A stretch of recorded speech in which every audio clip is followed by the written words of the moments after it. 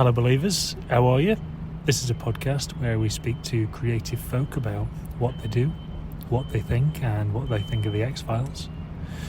I'm sat nearby the Seafield Sewage Works. The reason for that will become clearer shortly.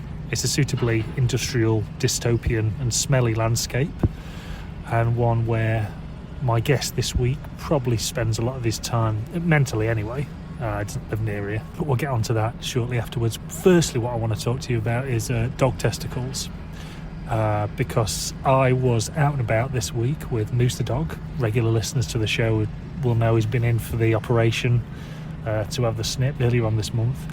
He's doing fine, he's doing well, really happy at the moment. But we did run into one gentleman out with his dog, and you seem to just have the same conversations with other dog owners when you run into him. It's quite nice, you know, just talk about the dog, how the dog's doing, how old the dog is, you know, that sort of thing. And we got on to chatting about the dog going in for the surgery, and this gentleman proceeded to tell me that you can actually buy fake dog testicles and have them surgically implanted for dogs that have been neutered previously.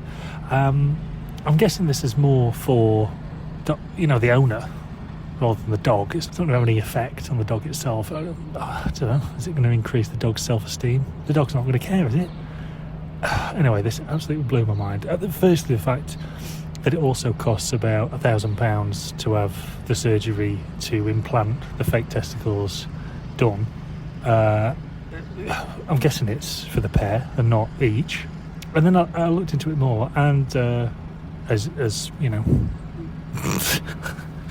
as you would, and the name for these fake testicles is Neuticles, invented by a gentleman called Greg Miller in 1995 after his bloodhound was neutered, and then he thought the dog was missing the testicles. I'm absolutely flabbergasted. Anyway, I've said the words testicles far too much in this intro. But I'm sure today's guest would appreciate it, because he's a person very much aligned with his own particular brand of body horror. Remains to be seen if that's canine as well as human. But it's the Suffolk-based comics, novel and screenplay writer and artist Jon Chandler. Jon's visionary work perches on the precipice of degenerate dystopian dreams and tech-noir bodily nightmares. I'm reading this out because I want to do him justice. Jon spent time in London and Tokyo before moving back to Suffolk, as he'll tell us all about, and he studied film before moving on to working in comics. It's a great chat, this. We're getting to talking about UFO sightings, respecting your elders, English village conspiracies, the influence of late night TV. That seems to be a through line for a lot of guests on this podcast. William Friedkin we talk about, and naturally we go into speaking about X-Files Season 1, Episode 21, Tooms. As I say, I could have talked to Jon for hours, and absolutely hope to have him on the podcast again in the future, as I feel like we've only just tapped the surface of his knowledge of all things weird and wonderful. As always, if you like the show, do like and subscribe, leave me a review. That does help on Apple Podcasts, Spotify, or wherever you get your podcasts. Follow us on X, Instagram, and we're on YouTube now. So without further ado, here's Jon.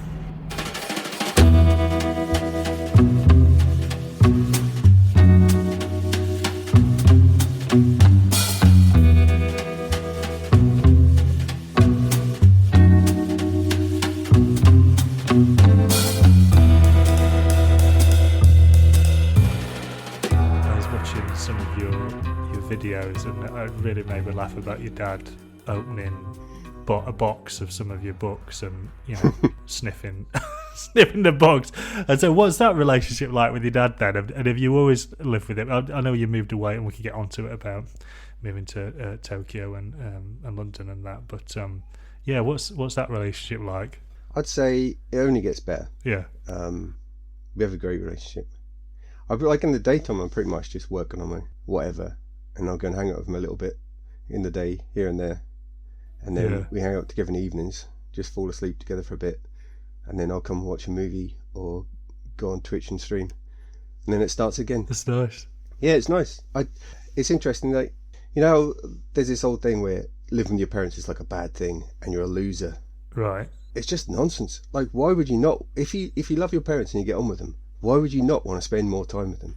Yeah, it just doesn't make any sense. I totally on that. I wonder if it's like a kind of Western idea, because it's certainly not in Eastern kind of philosophy. It's like, we just don't respect old people in this country, and I think the pandemic also showed that, a sort of whole invisible section of society. But I remember, I think it was like David Hockney or someone saying that he really just liked his parents, and he liked, and most people were desperate to get away from him, but he just liked them. You love your family, but some people do.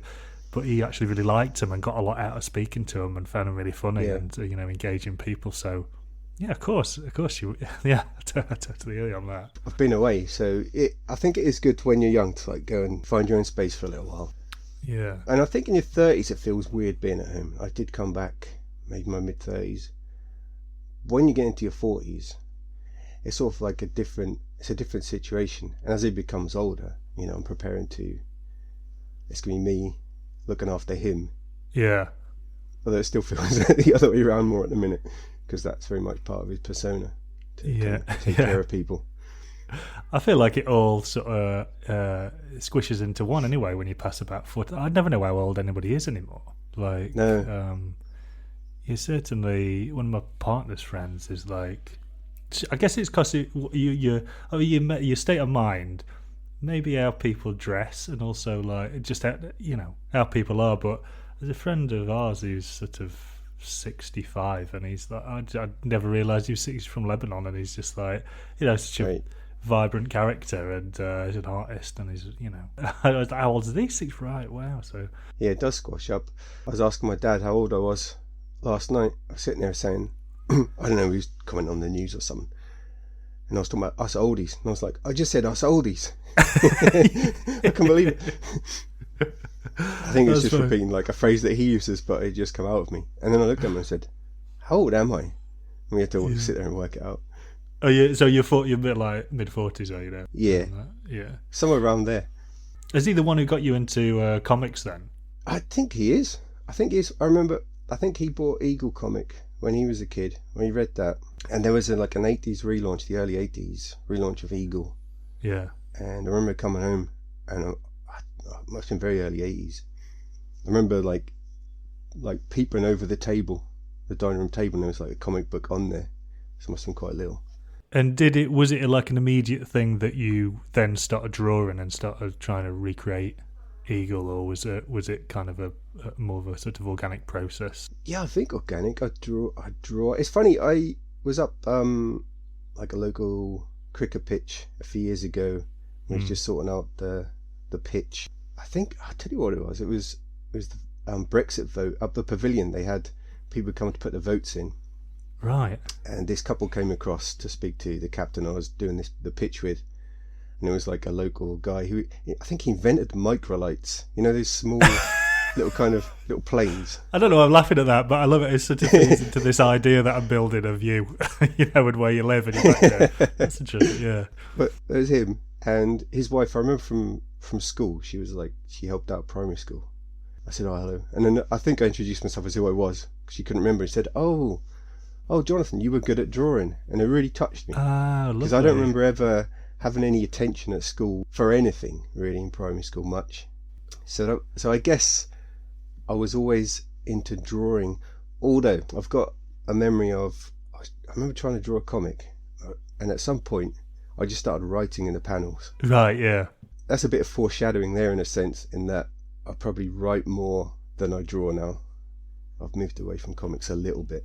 Yeah, because I saw in one interview you'd done, you were saying that like every comic that you do is your last. Yeah. Which I thought was fantastic. So is it? And I know you studied film as well. It'd be great to talk about that. I mean, have you always thought of yourself as a kind of script writer or as a writer, or do you even need? I don't even think you need to define it.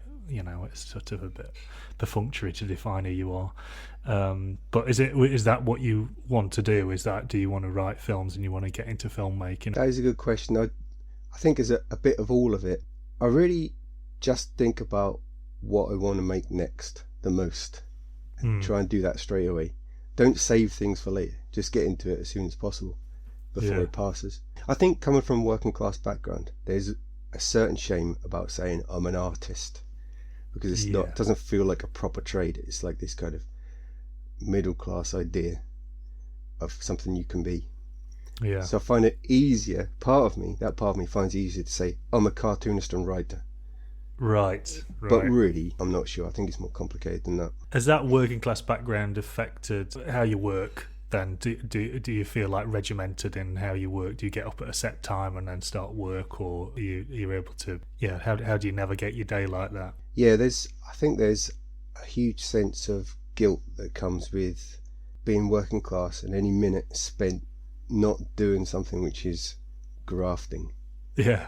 Like having any time for yourself. And my dad now is retired, but if in the afternoon, he'll have like the Western TV channel, which I discovered. I've got this big smart TV. Right. I've got a big TV because his eyes are fading a bit. I thought, get a big TV. Yeah. And I discovered all these channels, and I'm like, my God, there's a Westerns channel. It's his favourite thing in the world. So he'll be down there in the afternoon just... Oh, I thought for some reason I thought you meant like Western England, and I thought, well, you're on the East. But... Oh, yeah, West Country TV he watches in the afternoon. So Westerns, it's called Gringo. Instead of I, it's a J. I don't know why. Okay. Maybe somebody else had the name Gringo, but it's Gringo channel, and they chose some pretty good stuff on it. Like randomly the other day, The Hired Hand came on, which is the Peter Fonda Western. Right, I've never seen that.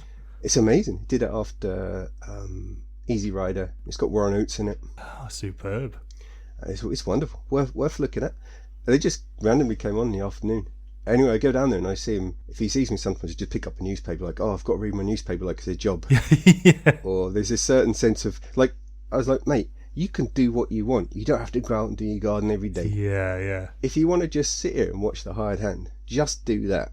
So I've kind of inherited that. I guess I don't know, it's hard to describe your work, and like I said, I don't really want to, but I definitely feel like there's definitely a noir feel to a lot of it, and maybe a Western in there as well.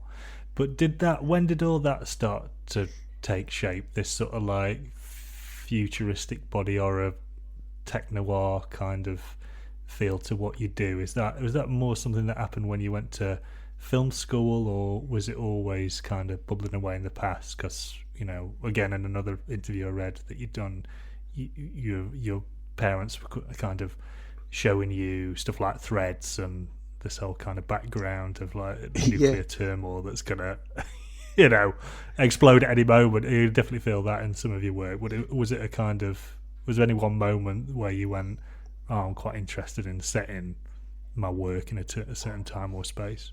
Well, I don't think my parents necessarily showed me anything, but they let me be interested in what I wanted to be interested in, which is quite a gift.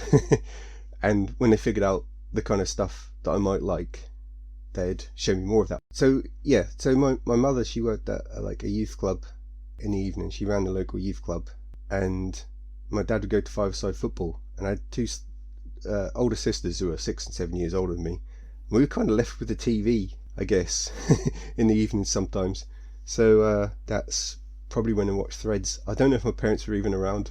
Maybe just my older sisters. Yeah. And I looked up when it came on the TV, and I think it was quite early in the 80s. I think they repeated it once. Maybe it's the repeat. I don't know. Because I was curious. But how old was I? I'm guessing around 8. I'm not sure. I started watching TV in my room and figuring out the things I wanted to watch. And I really got into watching films around 14, I guess. Around that age, 13, 14. I'm not sure. Yeah. And I would just watch anything that came on, any films. So there was like just 4 channels. We didn't have Channel 5 in Suffolk until into the 2000s. So we never really had that. And there wasn't Channel 5 at that point anyway. Yeah. So you got the 4 channels, and whatever came on, and they used to show some good films all the time, late night TV, and they taped them. And there was a lot of film noir they'd put on. And I realised these old films are great. Yeah, there was like late night Channel 4 always used to show something from Eastern Europe, which was really wild. And then you'd have Alex Cox a little bit before my time, but certainly Mark Cousins showing stuff on late night, BBC Two, all those Nick Rogue films, and really, really strange, uncanny type of stuff. Oh yeah, Movie Drone was the highlight of my week. The Alex Cox era, yeah, that was the highlight of the week, and The Prisoner as well. Oh yeah, right. They re-showed that late night, and then just the whole Wednesday at school would be like, I can't wait to get out of here. I can't wait to get out of here. Let's go and put that on. March home, get that on. It's the highlight of the week. So I think I was just left to my own devices, and these things that I was drawn to. It's funny because on Twitch a little while ago I was commenting on, because I watch back little clips that people make. Yeah, I've got this kind of strange way of talking, which is this kind of mix of like kind of noir and Suffolk kind of slang. It's a really odd mix. I think it was just because I was just spent a lot of time in movies as a teenager in like my own little world. Yeah. And then you'd get things like the South Bank show, and there'd be like the Cronenberg special behind the scenes. I think they're probably all online now, all that stuff. But there was a lot of good arts TV around as well. So it was this weird mix.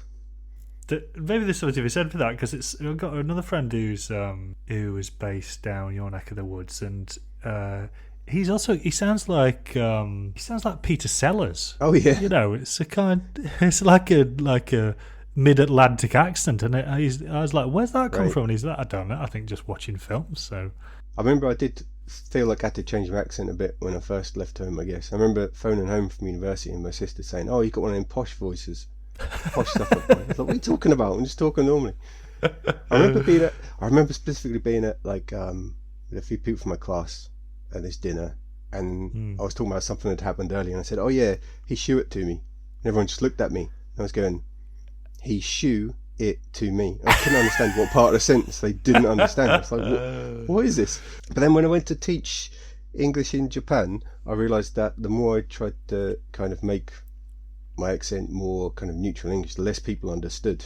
And there's something about your natural cadence that you just have to roll with, and then they start to understand.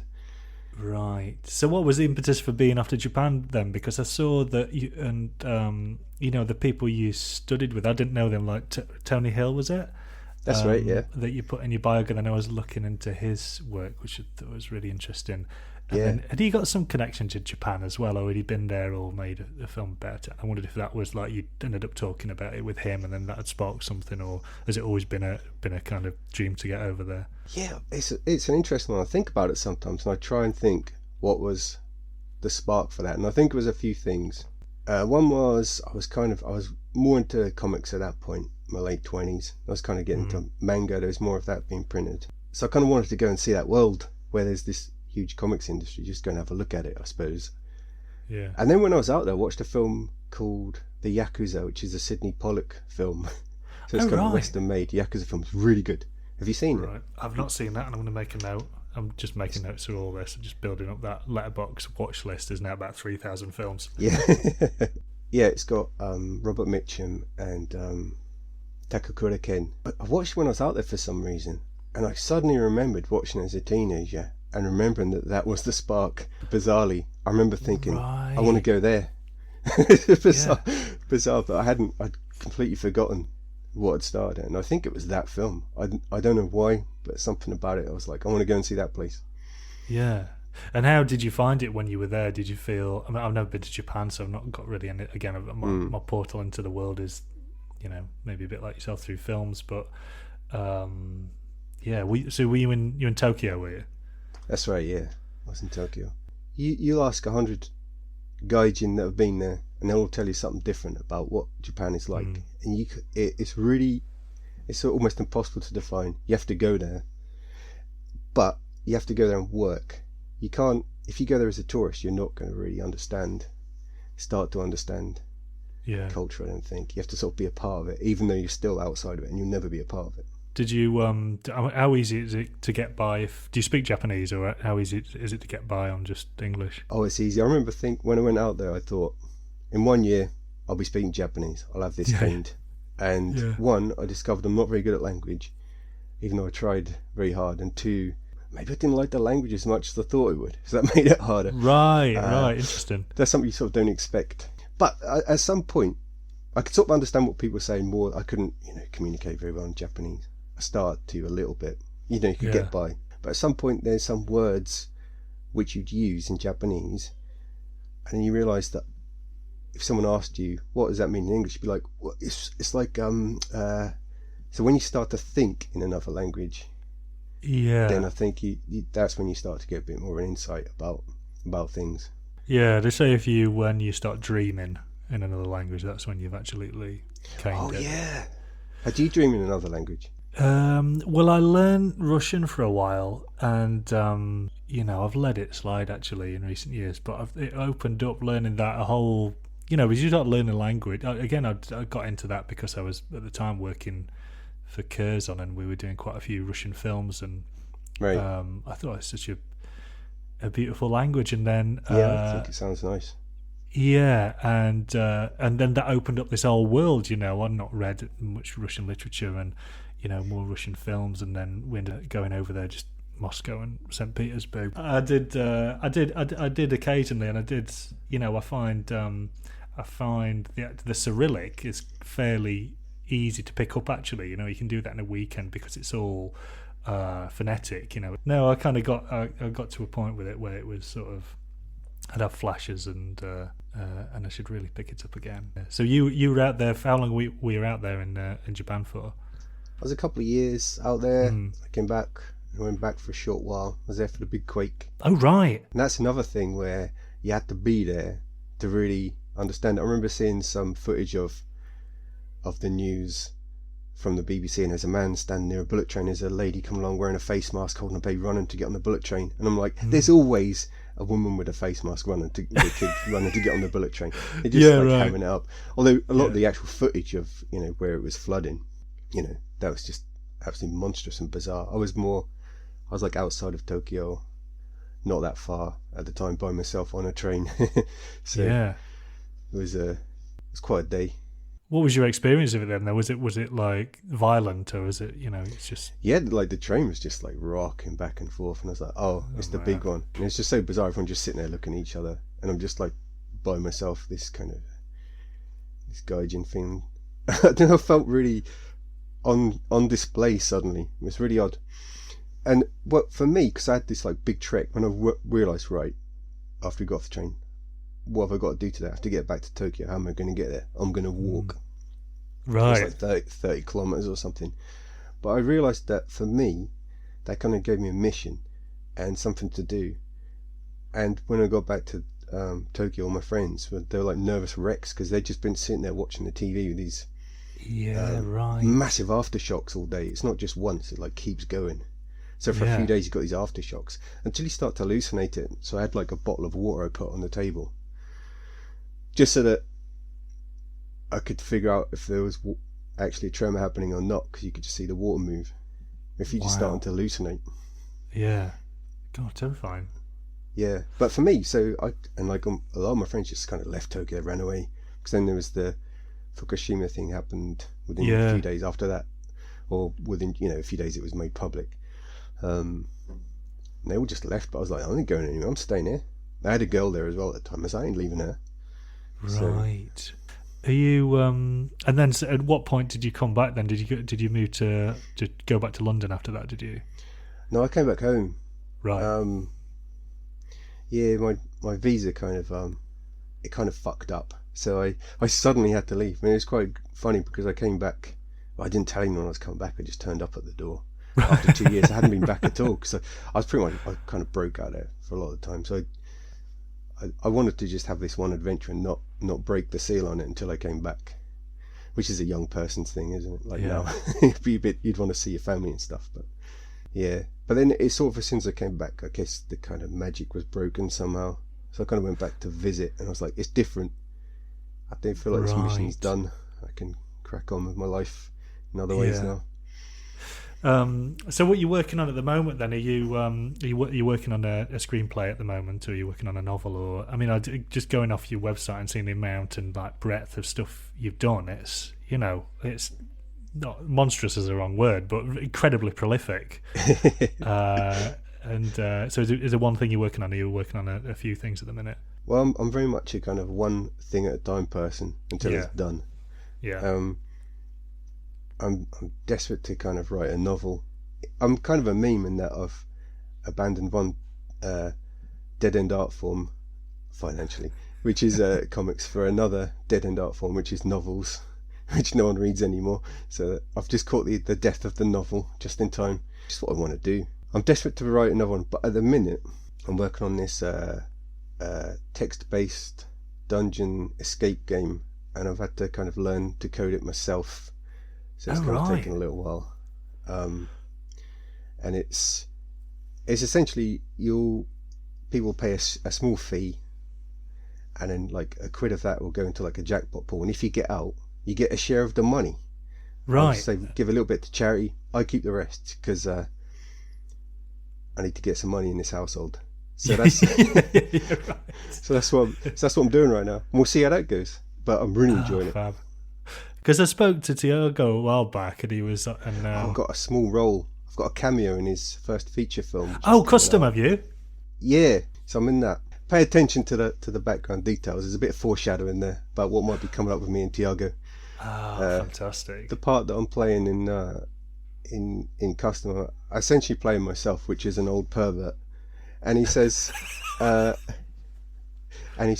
can you wear those glasses?" I was like, "What, my glasses?" Yeah, those ones. They look great. My old pervert glasses, which I prefer Nathaniel's description of them. Nathaniel Metcalf.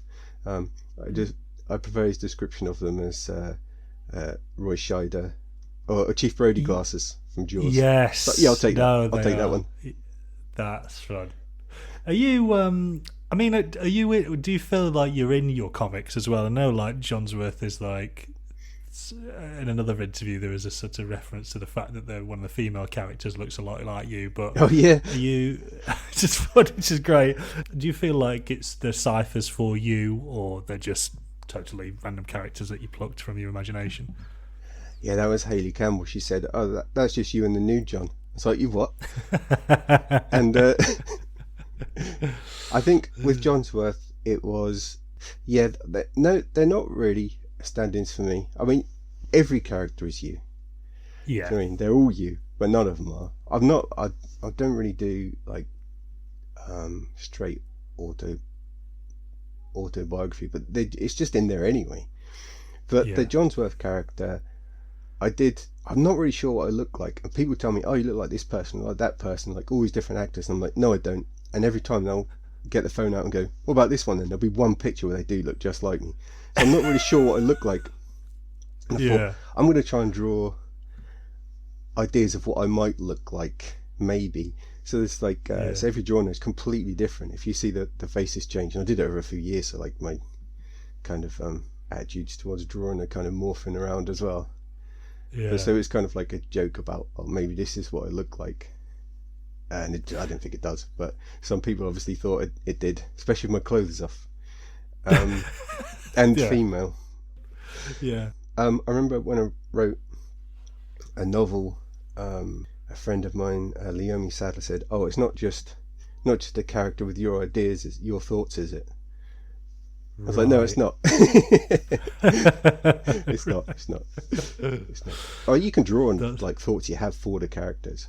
And sometimes I'll have thoughts which I got from the characters. Like I'll be in a conversation saying an idea, and I'm like, "Wait a minute, that character said that. I'm just stealing. Right. I'm just stealing off someone else, which is someone I've made up."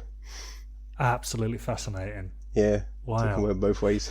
So how do you approach it then when let's just go at comics for a minute. How are you approaching it? Are you is there much prep work you're doing? Because one of the great things about your work is it just feels so free, and like there's just been an outpouring of it, and it's just, let's get this feeling out, on paper. Is there much kind of sketching beforehand you do, or do you just go straight into it?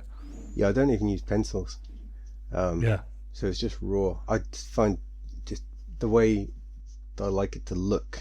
Like if I was like a more pro artist, obviously there would be a completely different look, because it's quite a raw look anyway. It kind of, I think it makes it more dreamlike. So you're kind of working between the kind of fantasy realm and the real world if you work that way. I think people can feed off that when they read the works. So not at all. I think comics is hard. So I find any barrier at all to getting started can be like the death. The death if you're not careful. Some people are really good, really diligent, like and could just sit down and spend hours and hours and just working real hard, like being really careful. And I just can't do it. I've just got to get out straight away as soon as I can. And then I'll, like, if I fuck up a hand, or like if I'm using thin paper at work, so I can turn it over and draw it again on the other side, and then just scan them both in the mirror and plop it on there. So the original artwork's a mess. It's just a few different bits I just kind of stick together sometimes. But I think maybe it kind of led me to think I'm working in the wrong medium. Right. Even though I can do it. Right. Well, it's the book Wet Shape in the Dark. I don't know if you've seen it. Yeah, which I've got here actually, which I've got out again and had a look through last night. I'm glad you've got it. I don't think it's it's out of print now, so if you can get one of them, that's a good one. But it's that's raw as fucking hell. I was looking at that again recently. I was like, oh, this is good. I was like, I don't know how I did this. I don't think I could do it again. No, it feels really special, and people who've been around have commented on it, going, "What the fuck is that?" You know, and they come around going, "Who's? Do you know this person?" And you know, it's really sort of like having a lightning rod in your eyeballs when you open it. I think just really special, and you know, excited. Would you? Do you feel like? Because I didn't really know before I set up this chat much about, you know, Suffolk and that area, but it does feel like a sort of hotbed of like supernatural and folklore activity. Right. And is that sort of infused in? Do you feel that when you're out and about? I mean, because living in Wiltshire, I definitely felt like you're on a ley line or something, or there's something kind of cosmically in the area that just feels slightly off, or kind of quintessentially sort of English, you know, in a sort of odd pastoral horror kind of way, you know. Is that infused, do you think, in you when you work? I think possibly it is. It's something I've thought about sometimes when other people mention it, but it's something that it's not even been like a conscious part of thought, because that's just where you're from. You know that place. Yeah. I never feel more content and peaceful than I've been away when I start to see Suffolk landscape, and this kind of sort of tension leaves me. I'm like, oh, here I am. Here we go. Yeah. I think possibly. Maybe it's helped open me up to things which are beyond the ken of man, which other people wouldn't have been able to see or experience, because you've had this training not to even, you know, think about those things, be allowed to think about those things. A counterpoint. Speaking X-Filesy talk, from where I'm standing now, I'm at a standing desk looking out over a field, beautifully sunlit, cold, frosty field. In the distance is Rendlesham Forest, a few miles away. Yes, which I'm looking in that direction now. The infamous Rendlesham Forest of the UFO incident of 1980. Now, are they, again, that's something I've only just really come across, like, because I knew I was going to be speaking to you. So what's the kind of story behind that then? Is it people seeing red lights in the distance and they didn't know if it was anything to do with the nearby lighthouse, and it's never been fully explained? Because you've got the kind of RAF base down there as well, haven't you? That's right. It was RAF Bentwaters, which is now, it's called RAF Bentwaters, but it's American Air Force Base. It's now defunct. Yeah. And it's like over 2-3 nights, I can't remember. There's different stories from different people who were there. Things happen in the forest, and that whole thing. I remember the lighthouse. The lighthouse has actually been taken down now. The one is down at Orford. I remember just lying in bed and watching that flash. Sometimes, if it's cloudy, it would just be, you know, shining off the clouds. And the idea that that amount of people have been there that long and thought it was the fucking lighthouse is the most stupid thing I've ever heard in my life. Yeah, it's absolutely nonsense. Trained military people. Oh my god! It's like as like a 4-year-old, I knew what the lighthouse was. I think I was like 3 years old when it happened. But I remember people talking about it. So I have memories from like really young of things. And that's one thing, I think, maybe, which is interesting, that I remember. Is there something in me? Is there something that in you that's interested in things before you're even a person? Right. Like, is it in your genetic makeup to be interested in certain things? Because I remember that being talked about when I was like 3 or 4, which is mad. Here's an interesting story though. I think...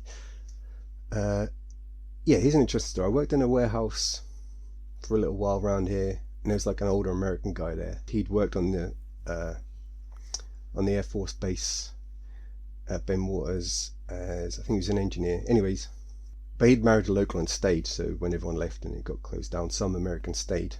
And I said, oh, so were you there for that? I asked him about it. And he says he came like 2 weeks afterwards. And he said all the people involved, they'd all been shipped out. Right. And he said he talked to people in the control tower and he's like, oh yeah, that was for real. So not everyone had gone, but all the actual people involved, they'd got them out of there. They'd left. Proper like cover up, like keep your mouth shut, you're off. I mean, also at the time, which no one knew, is that I was living just a few miles from nuclear missiles, which they had down there. Yeah. Which no one knew about at the time. Yeah, because somebody did. I kind of turned to comics almost as a kind of... I turned back to comics as like I'm just going to get on with something by myself for a little while now. And I got into that, and I've realised that I work better as a kind of... just wake up, get on my own thing, not have to organise these kind of larger groups of people. I had an idea, I wanted to write a book, and then every year just have a character make a different decision and then just bring the book out again. That's great. For like 50 years. That's brilliant. So I might try and do that next, we'll see. Yeah. No, I've said it now, the magic's gone. That's so good.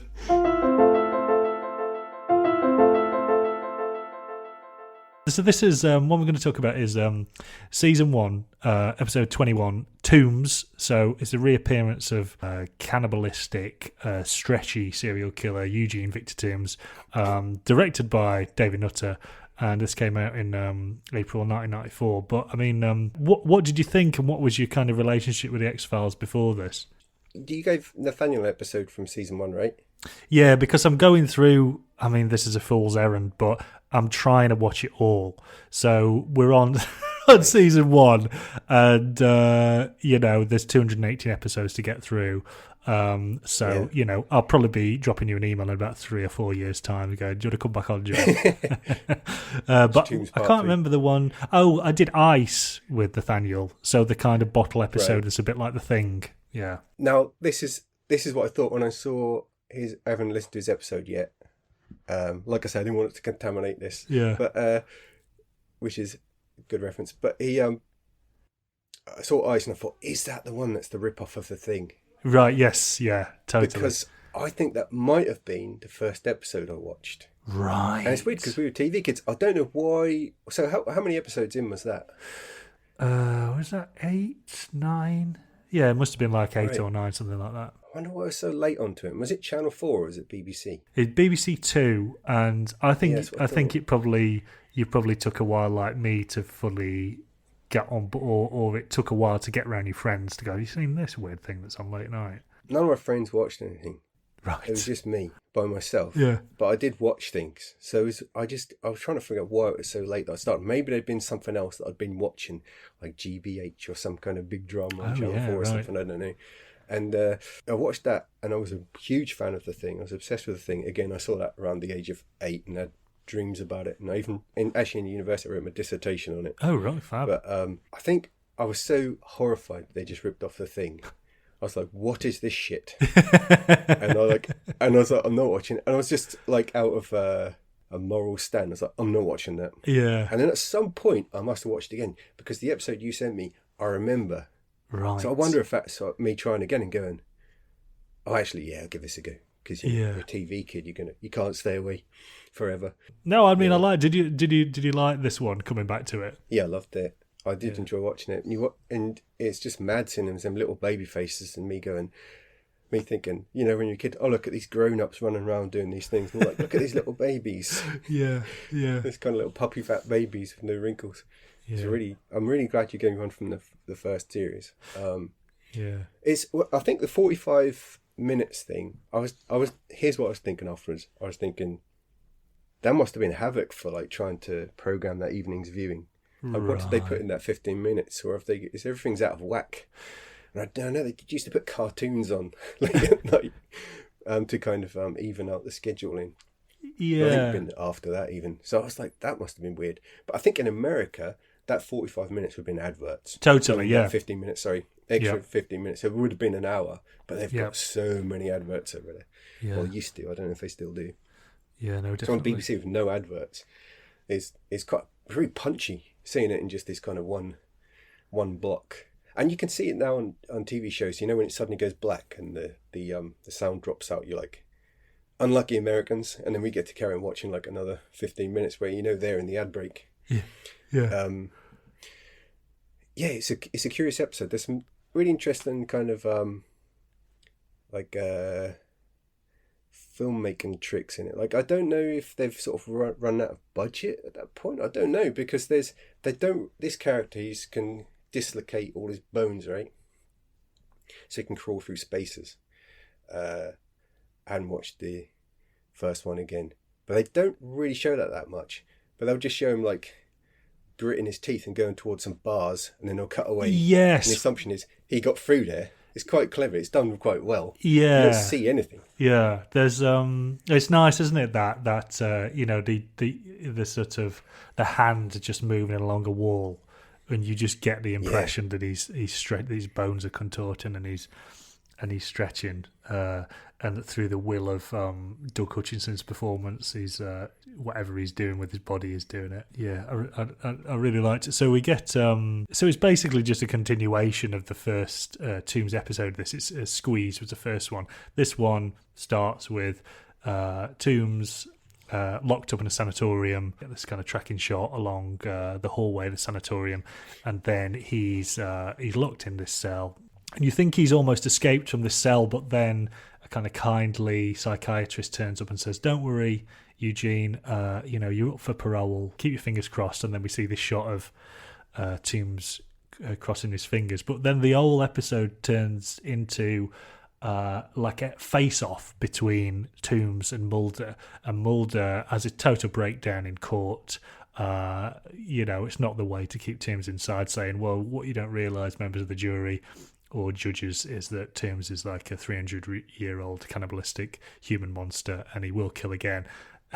Like, get this madman out of court, what are you doing? And then sort of Mulder ends up being quite doing his usual teenage boy shtick and gets told off by Scully for being so silly. And in the background, of course, you've got this whole "is the X-Files going to get closed down" thing again, and the first appearance of good old Walter Skinner, Mitch Pileggi, which is great. It's a Cancer Man appearance. Yeah, he's in there. That's the first time he speaks in this episode as well. And there's a whole thing about Chris Carter, the showrunner, saying, should we keep this character as a silent character? But he's a great actor, the guy who plays cigarette smoking man. So you have and it's a tiny little bit of dialogue with that. But I liked Skinner actually in this. I thought he was like not too much of a dick. I always remember him being a right, sticking the man in wood or what have you. But he plays it quite well, and quite like he's obviously in the thrall of cigarette smoking man and trying to do things by the book. Yeah. But when Scully goes in for this report to Skinner and says, well, we have a 75% conviction rate of the X-Files, I was like, that's pretty fucking good, isn't it? For like law and order for convictions. As I say, Tooms kind of gets out, and they really ramp up him as a creepy character in this. We see him because he's an animal, like an animal wrangler, like he works at the pound, the animal pound, dog pound. That's right, yeah. We see this shot of him getting out of his van, picking up some roadkill, and then licking his fingers, like for no reason. Why? Just enjoying it. Just having just giving himself a little treat. Look, he's been locked up for so long. Why not? But I love that. Yeah. Treat yourself, I say. But he's a bit discreet about it. He does go like behind, like he waits until he sort of goes behind the door of his van. Then he has a little lick. So I thought, he's got a bit of pride. Yeah, but the whole thing of like trying to frame Mulder, it takes up. If his prime of if Tooms' whole objective is to just get a liver and tuck in, which he does to the kindly psychiatrist at one point.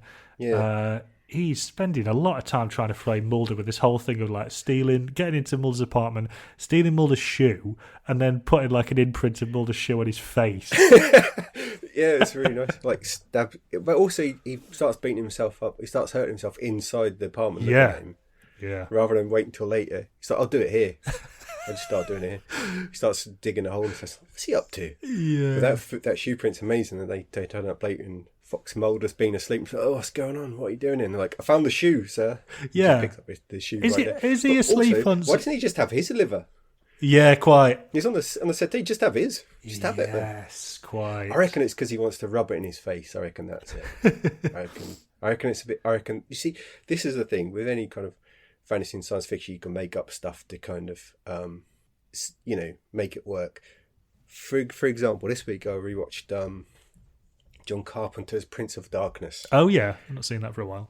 It's well worth another look. Yeah. And so I remember the first time I watched it, I was really annoyed because Alice Cooper plays a bum. He's the kind of homeless person. He's not very kind to homeless people. He's kind of weak-minded people who the devil can just take over. Right. But he's like the head bum, and he's got this kind of like face paint on, grey face. I remember being really annoyed they hadn't done his hands. Yeah. And it's just his face. And then I watched it again, like, oh no, it's not that he's like a ghoulie. It's that he's kind of like a failed rocker and he's still putting the face paint on. Right. That's the reference. Right. And I was like, oh, of course. But you have to, you can sort of help things out yourself, can't you? You can put in a little bit of extra information yourself. Yes, you really. I quite like that Carpenter's left that to you to think about. Like, I know you're a big Friedkin fan, and certainly in Friedkin films, there's a lot of scope for you just got to figure this out yourself. I've not got time to explain it to you. Like, I rewatched Sorcerer the other night. First half an hour, like 40 minutes of Sorcerer is like, who are these people? What's going on? It's like, oh, there's Rorschach. I know him. But who? Yeah. And then you go, oh, right. It's like the team's getting together and here we are in the jungle. And obviously, if you didn't have any of that, you wouldn't be invested in these characters or where they're from. It'd be totally, stock genre. But it's just, yes, Billy Friedkin, you are brilliant. Well done again. And he always says that film kind of failed because it was called Sorcerer, which was, even though it was just the name of a truck. Yeah. On a truck, he was like, people thought it was going to be The Exorcist. Yeah. That's such a silly idea to do that. Yeah. It's obviously... Didn't it come out the same weekend as Star Wars as well? Wasn't there something like that? And it's the... It is 77. Yeah, so, might have been. Yeah, possibly. That's, bad luck. One other thing I'll say about Prince of Darkness before we get back to X-Files is... this week I'd bought on Blu-ray for old man at Christmas, I'd got Oppenheimer. Yeah.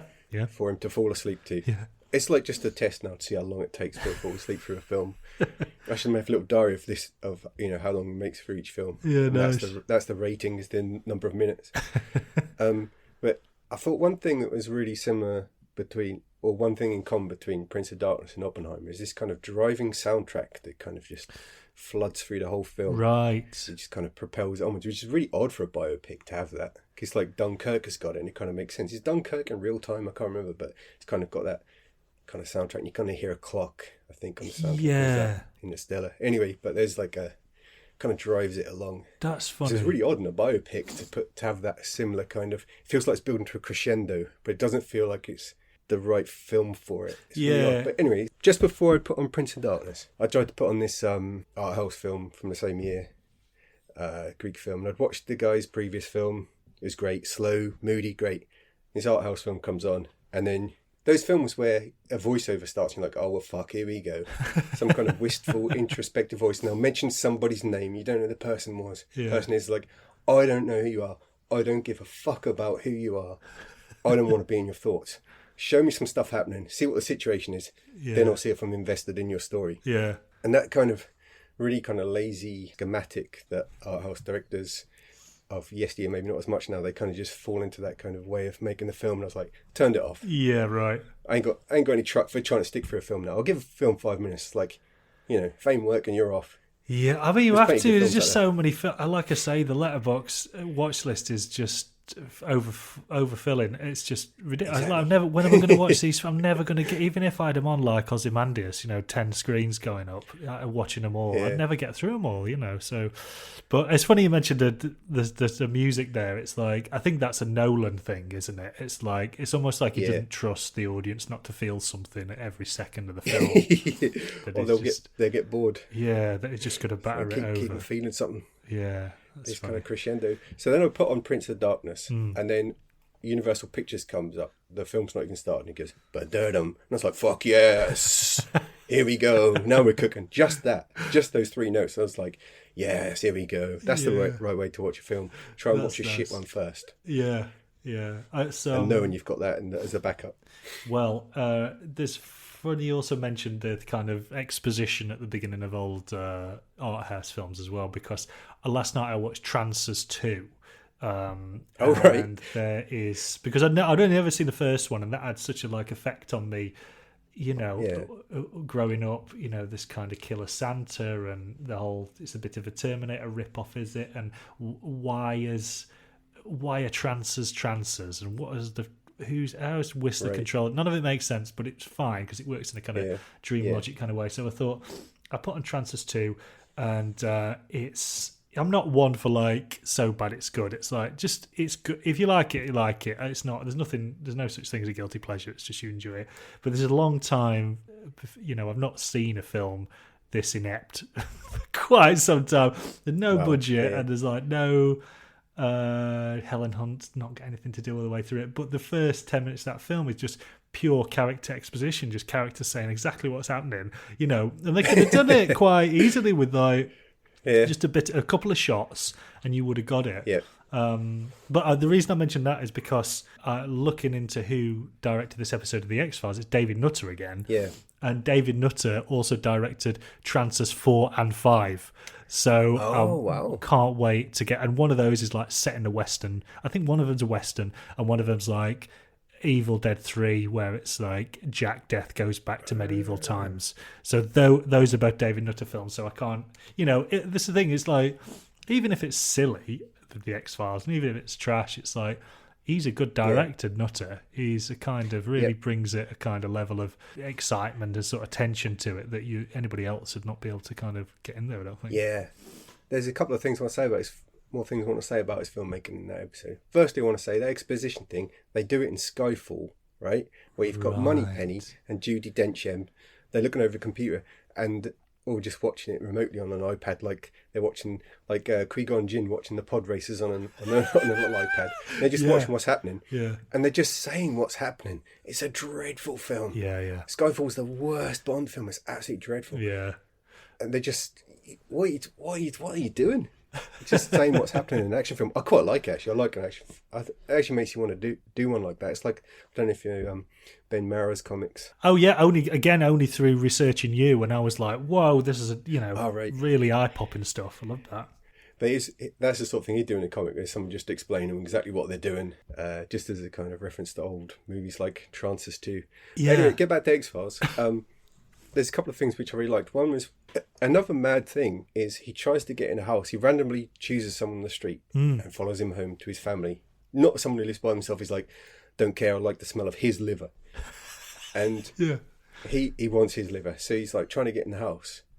And the first thing he does, he goes in the sewer and tries to come up through the toilet. Yes. Which is kind of a cool idea. And it's quite funny because the wife is trying to unplug this blocked toilet, this kind of green stuff coming up. She's got an interesting implement which I'd never seen to unblock a toilet, some kind of pipe thing. And I was like, I'm going to have to get one of those. It must have been horrible for him down there. Yeah. As thin as a pipe, getting stabbed with this rod. Yeah. And then she's she gets called away and she puts the toilet down because they've got a little kid. She's got this little toilet lock, this little kind of clasp that goes on the toilet. Yes. So you won't be able to get out. And that's the last you see of it. And I thought, that's good filmmaking. Yeah. You've only got 45 minutes. Cram it in. Right, that's that idea done. Yeah. We just want the cool idea of him come through a toilet. Even though he then just goes to get through some bars on the window, which he could have done to start with. Yeah, and I love the fact that then Mulder turns up at the house and he goes, FBI, barges his way in and goes, I think there's an intruder in here. And it's you. You get out of my house. I loved it. I thought, I want to use that for something. Where someone just flashes the badge and just walks in, steps in. I thought, that was in the bank. That was going straight in the bank. That's going in the novel. It's someone just steps in as they're showing the badge. Can I have a closer look at that badge, please? But yeah, no, I think going back to filmmaking stuff, there is some really nice stuff. You've got, Mulder and Scully on this stakeout, and then he's eating this dreadful liver sausage sandwich, and then she gets the idea through looking at the bite mark in the sandwich to go and look at the bite mark on this skeleton, which may or may have not been killed by Tooms. So you've got that, and then you've got this kind of chrysalis, I mean, it's all a bit naff, but it's kind of, well, at least they're trying. That's nice. You've got them looking at a chrysalis, and that's effectively what Tooms does. You know, he goes and hibernates, and a few nice lines in the script as well, as like the psychiatrist turning up and saying to Tooms, "Are you asleep?" And I think he says, "Not yet," or something. And again, you know, he goes into he hibernates, and then you know the people who adopt Tooms say it's a small room, but I'm sure you'll be able to squeeze in. So that's, you know, so nice little stuff in there. But and then you get a bit more actually. No one noticed his eyes going yellow, which is good. Yes, that's great. And the whole when he's zoned in on a potential victim, everything else goes black, like a kind of Schindler's List thing. Everything else goes black and white, and then you get the vivid colour of who he wants to target. Blue. That was nice. Yeah, very Blue good. Coat, the man. And in amongst all that, you've got this, the obviously ridiculous love affair between Mulder and Scully going on, where I think she calls him Fox at one point, and he says, even my parents don't call me Fox, they call me Mulder. So, you know, you got tentative starts of this, you know, love affair, and she says, she sticks her neck out for him, and she said there's no one else that she would do that for. So again, it's quite a lot of nice things, a lot of things actually going on in this episode. And here's another thing, it's later on, so he says only my parents call me Fox, and then later on Skinner calls him Fox, and it's kind of implying that he's actually on his side, and he's actually like this kind of like a father-son almost. That's interesting. Relationship. Yeah, because the whole way through this episode, this season, you've got all these father-son dynamics, like you know, Mulder falling out with his parents because of what happened to his sister, you know, his sister being abducted. Then you've got Scully's dad dies in one of the episodes, and she had a problematic relationship with her dad. Her dad wanted to be a doctor, didn't want to be an FBI agent, and the whole kind of Catholic guilt thing going on with Scully. So that's quite nice that you've got also a kind of father figure in sort of stern father figure in Skinner. So at the end, Tooms goes to like a shopping mall where his old apartment used to be, where he'd hibernate for every 30 years. Yeah. But he's like, oh, I still want to go there. But then he kind of gets inside beneath like the escalator. Yeah. And finds some little kind of hidden away place. Mulder goes down, and there's a bit of a chase. And they kind of trigger the mechanism to make the escalator start working. And he gets dragged around the mechanics, and you see the blood coming out. And you're thinking, how does that work then? You don't see anything. Your mind just fills it in and goes, oh, it's probably just gets caught up in it somehow. Yeah. It's like in the script, someone's just written it. Do you know what I mean? They haven't really worked out. They haven't gone to visit. I think that kind of came from one of the writers, the writers, Glenn Morgan and James Wong, I think they'd seen two people working on an escalator or something, and then thought, oh, wouldn't that be a nice place for a monster to live? Kind of a creepy place, and then one of them suggested get Tooms back. He's absolutely perfect for that. But nice. And then you get Ray Bradbury school. Yeah. I don't know if you've seen that TV series called Ray Bradbury's, is it Mystery Theatre or something? Then Mad. I don't know. I don't think I ever. Sort of vaguely rings a bell, but I've not seen that. But it's like at the beginning, there's him in his horrible little writer's room, and he's like, people always ask me, where do I get my ideas from? I just look around, and he mentions a couple of things in his room, and I just start, and I was like, that's kind of how it works. That's kind of how I do it. You just suddenly have this weird thought. You just see an escalator, and that's all it takes, that little spark. Then you get the whole, totally. You got a whole episode there, and then you get a nice shot of the camera going up the escalator as well, and and that's nice. For, off it goes into the sky. Yeah. But I think this is a decent one. They're not all good. All good, all the X-Files episodes. But right. It's great. Do you think you'll watch some? You think you'll revisit some more, or you're tempted to watch any more after this? I don't know. It's like a big task. I remember sort of picking it up again later on, and it had all the black oil stuff, and I was like, as a younger man, I kind of liked this kind of overarching storyline, all that stuff going on. Yeah. But as I get older, maybe I prefer the kind of one-off. Yeah. The kind of episode. It was like the X-Files was considered the kind of thing which launched the 90s UFO interest, but it actually started off just before that, and they were kind of riffing off something that actually really happened in culture. I think the book that I read that kind of life changer in my teens. Although the books I read early, like when I was a little kid, were Arthur C. Clarke's Mysterious World books, loads of photographs in of all different stuff, and they really had a big effect on me. And there was these little cards that came with tea, which were like mysteries of the world. Oh, right. Kind of because like bubblegum type cards. Yeah. But they're in boxes of tea. I can't remember what it was. I had them. Then later on, there's this book by Timothy Good, Above Top Secret, which is like kind of #1 bestseller. I think it's in reaction to that. Now, I've got a big placard in the field that I've painted, and it says, "Don't talk about UFOs." Now, I know we already have a bit, accidentally, but do you know about John D'Souza? No. Well, John D'Souza's a guy who worked for the FBI for 25 years. Right. The counter-terrorist unit mostly. But also, he was like, I think he's brought out a book called The X-Men at some point. And he's like, I'm the person they based the X-Files on, kind of. Because after the first series, his bosses, he got in trouble with his bosses. Because they were like, how have they got your cases on the TV show? Right. And his story is that someone else was, because they have these, I can't remember what they call these sort of working notebooks that they have as they're going along. He said someone else had got them and given them to the showrunners, or was friends with them somehow. Right. And that's his story. Right. It's wild. God, can you imagine? I was thinking, yeah. Yeah. That's so funny. It's I was like, thinking, I haven't seen the first series, so I was going to ask you, which ones might actually be relevant to that? Because obviously ice is just the thing, but are there any which could they maybe be inspired by some things, maybe? yeah, well, there's all reference to Roswell and that. Right. It's probably the alien stuff. And then you've got that character Deep Throat, who's the kind of informant. I mean, it does get Mulder and Scully do bring it up, actually. It's like, why don't they just kill us, you know?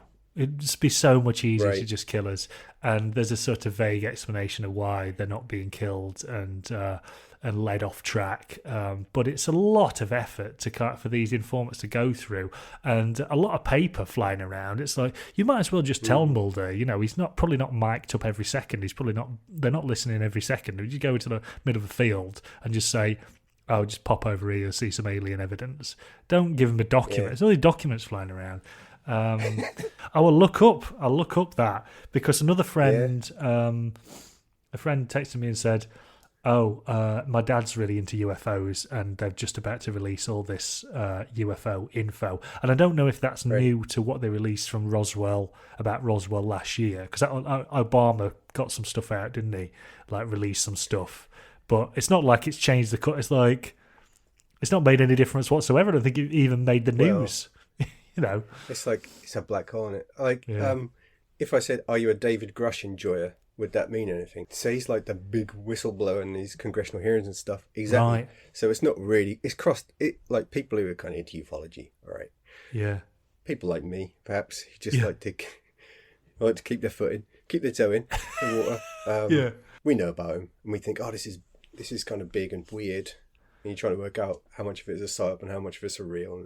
And like these forces are working. It's very much like the X-Files. It's just silly. I try and keep a distance from it, keep an interest in it, but it's still not crossed over. Although, interestingly, this fascinates me, is when it does get on the news, they'll put in a little minute, 30 seconds at the end of a news broadcast about a little bit of news. They kind of just, like, you know, just a little sousson. Yes. Just a little bit. And it's like, that doesn't come from nowhere. Everything on there is, they could just fill up that 30 seconds with something else. And on Channel 5 News the other day, they've been starting, the one at Tea Time, they've started to put little bits in here and there. And that's interesting. That interests me. Okay. Which things they decide to put on there. Are they laughing at it? Right. And like you say about Obama was interesting because he went on like a late night TV show, and so someone in the band, it almost feels set up. Someone in the band asks him the question. He say, "Hey, what about this UFO stuff?" And then the audience is all laughing, and he's like, "No, wait a minute. There's things out there, and we don't know what they are." And then you can hear the audience kind of going, "Ha ha ha." Yeah. I've been trained for so long to kind of, right, you have to laugh at this straight away. Yeah, right. And then for someone of his kind of stature to go, wait a minute, and you could just hear it short circuit something in the head to like, I don't know what's going on. But it's almost like a message has come down. It's like, just start like dropping it in the water there sometimes. Personally, I don't want disclosure. I've come to a new... Oh, I said I wasn't going to talk about UFOs. No, this is the perfect forum to do that, John. Well, you just get in trouble for it. I don't want to get in trouble for it. Oh, right. This sounds juicy. Gonna get a knock on the door, aren't you, from the old like the MI5 a bit. A rabbit hole can go pretty deep once you're in there. It's really hard to get out. It's like a big warren.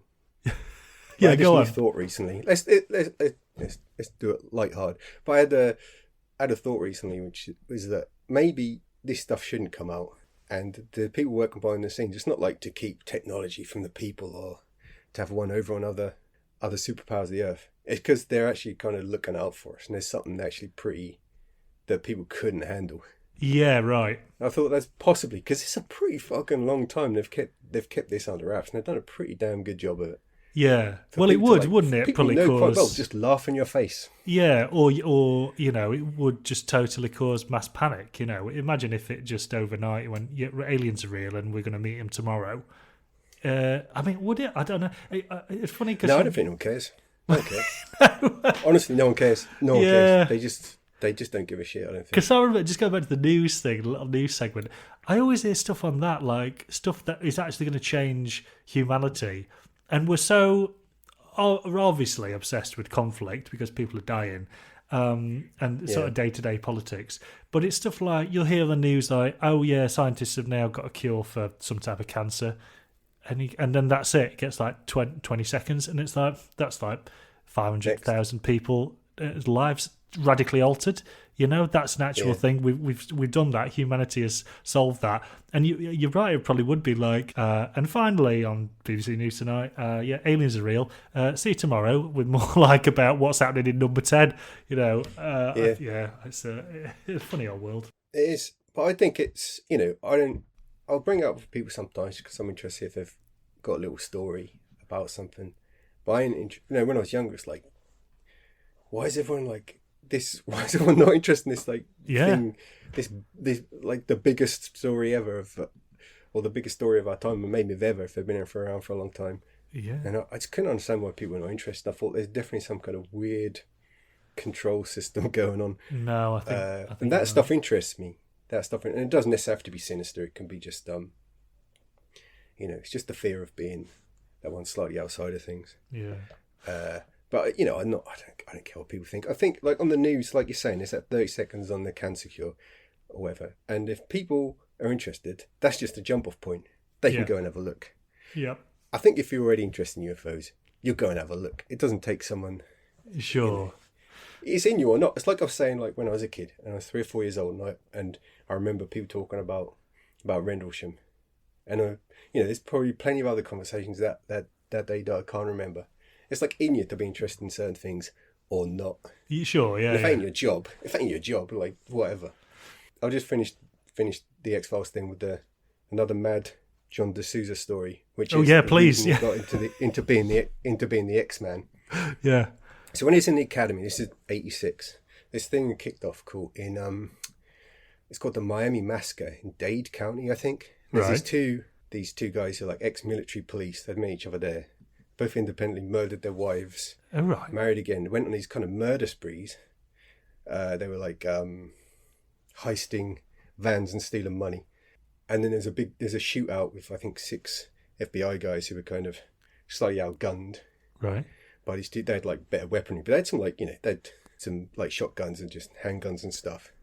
And it's a bit, and like I think 5 out of the 6 were wounded, 2 killed, the FBI guys. And it's kind of like Rasputin, these 2 guys just taking these bullets and then just tried to drive off. And I think one guy managed to get right up to the window, like shot him right in the neck and face or whatever. Right. Or according to D'Souza, severed their spinal columns. But his story was, because he was like, he'd heard there's some kind of paranormal element behind the scenes. And he was looking for the files in the FBI, right? The thing he uncovered was that they were into kind of Norse magic. So I'm sorry, I shouldn't laugh, but I had no idea you were going to say that. It's mad. It's like wild. So left field the way you were going to go with that. It's like summoning these, like honouring these, like berserker spirits and stuff. I can't remember exactly what he called them. These kind of ancient berserker spirits and Loki and all these other cats. And that's why they turned these kind of mad Rasputin, like these chaps. But this was never in the official story. I mean, you could look up the Dade County Miami massacre and stuff that year. But he said, so the director of the school, or whoever, was found out, and he thought he was from the Washington Post or something, and he thought he was like the New York Times, and he was like an undercover journalist trying to get this information. So he tried to kick him out, but he managed to survive. And as a punishment, they said, "Oh, so this cat likes paranormal stuff. Let's give him all the mad stuff." So they foisted it on him. Yeah, right. He didn't necessarily want it, but he was kind of interested, so they gave it to him. It's like, you see how he likes this? Right. Just pile it all on his desk. This is brilliant. I mean, it's a cool story. No, that is definitely that's fantastic, and you definitely opened up a wormhole there, which I'm going to end up spending several days looking through this. Yeah. That's fantastic. Believe Me is written and edited by me, Chris Boyd, with production support from Steve Marshall. The music is by Johnny Boyle, and our logo is by Russ Brown. See you out there next time.